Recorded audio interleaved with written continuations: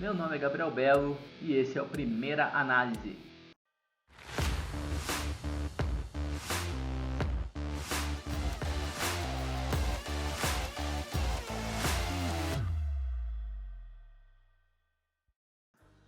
Bem, o Chelsea hoje conseguiu uma vitória importante nessa briga pela vaga na Champions League, uma vitória que teve mais coisas positivas do que negativas. Vou começar dando um destaque para o Giroud, porque eu sinto que o Giroud é menos comentado às vezes do que deveria. Ele fez o primeiro gol e é bom deixar claro já, um gol que eu não vi falta de fair play. É muito difícil você parar uma jogada ofensivamente, como foi o caso ali em que o Cahill acabou se machucando e deixou o Crystal Palace na mão. É muito difícil o jogador ter sangue frio para parar o lance naquele momento e nem acho que ele deva, porque é um lance de jogo, é o que acontece. Quem nunca jogou FIFA, né? E isso aconteceu com o seu zagueiro e é um negócio que dá raiva mesmo, mas acontece. Foi um gol da assistência do William pro Giroud, um gol que não dá para dar tanto mérito assim para eles, foi um lance mais de sorte mesmo pro Chelsea ali, um lance de jogo que ajudou a equipe do Lampard. Mas a partir do segundo gol ali do Chelsea tem coisas que dá para comentar de forma um pouco mais ampla sobre essa construção ofensiva e sobre o Giroud, porque é incrível como ele facilita o andamento do ataque. Pegar a jogada do segundo gol, em que o William parte do lado direito e ele já procura o Giroud. O Giroud, muito se fala nesse pivô dele, mas é algo que a gente tem que estar sempre batendo nessa tecla, porque não é fácil. Ele faz um jogo simples, mas é um jogo que é de muita inteligência, ele facilita o andamento do ataque, ele facilita essa abertura de espaço para os pontas, a forma que os pontos se movimentam, às vezes passa muito pela presença ali do Giroud, e nesse lance em específico ele conseguiu fazer isso muito bem, mais uma vez, né? Eu sinto muito no Giroud uma coisa que pode soar uma crítica, mas eu juro que não é. Ele é um jogador que ele é ciente, totalmente ciente das suas limitações ofensivas. O quanto ele não é um jogador de elite tecnicamente, mas ele usa isso a favor dele na parte mais mental ali do jogo. Ele sabe que ele não pode fazer mais do que ele faz, mas o que ele consegue fazer, ele faz bem feito. Ele se aprimorou muito, ele é um jogador muito inteligente, ele facilita o ataque e está sempre ajudando. Para mim, é um jogador que deve ficar no Chelsea por mais um tempo, porque ele é muito importante e pode dar alternativa de jogo a todo momento.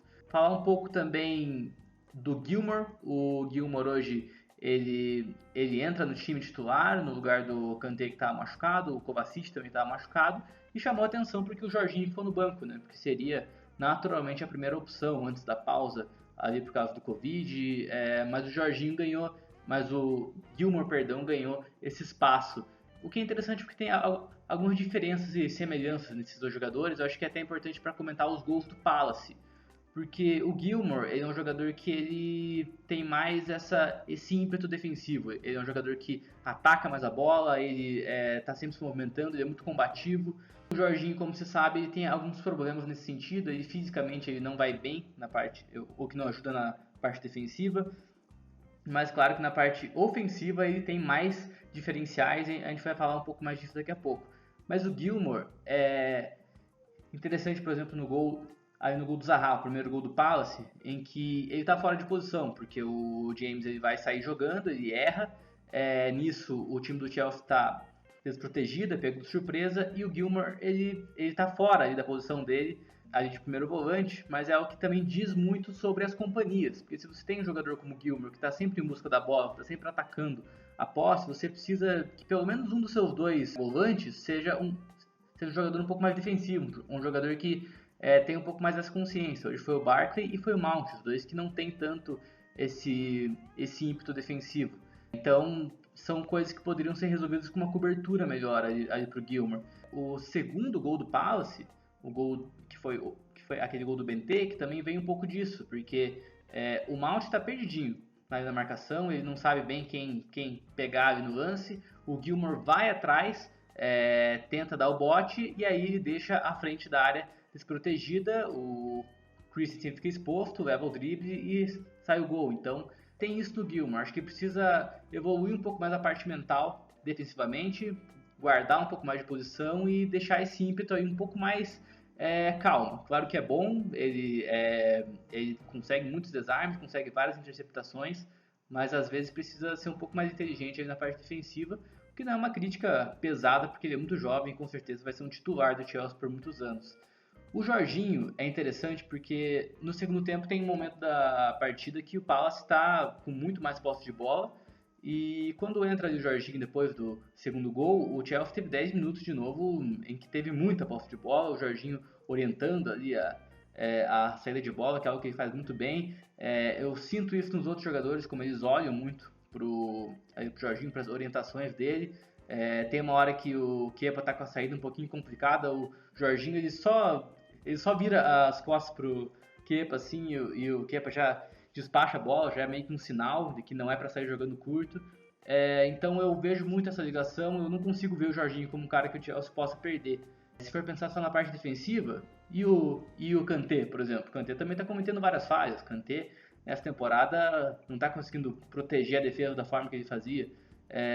Então acho que não pode cair tudo em cima do Jorginho e eu não vejo justificativa boa para que ele saia. Também entrou no jogo Loftus-Cheek, eu acho que ele precisa ter mais chances como titular.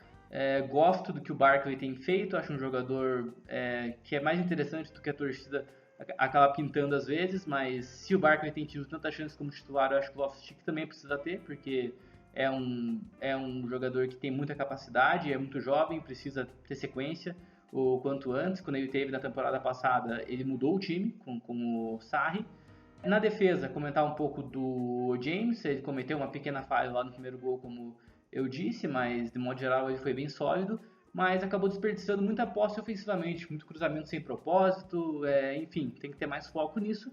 E o Zuma, que salvou uma bola no final do jogo, com uma grande dividida ali contra o ataque do Palace, no que seria provavelmente o terceiro gol, e o Zuma tem mostrado nos últimos jogos, desde essa volta do futebol, que ele tem condições de ser o melhor zagueiro do elenco entre os que estão aí.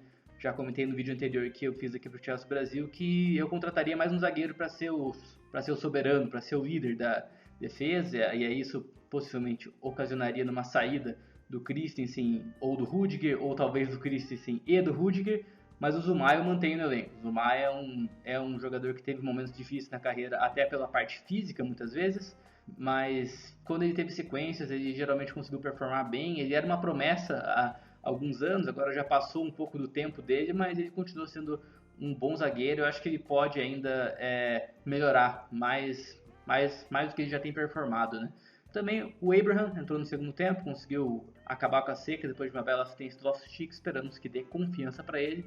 O Chelsea com algumas falhas, alguns problemas, como já foram colocados aqui, mas com boas notícias para esse jogo contra o Palace, conseguiu fazer, de modo geral, um jogo bom, com algumas inseguranças defensivas, mas isso pode ser corrigido e deve ser corrigido. Um abraço e até a próxima.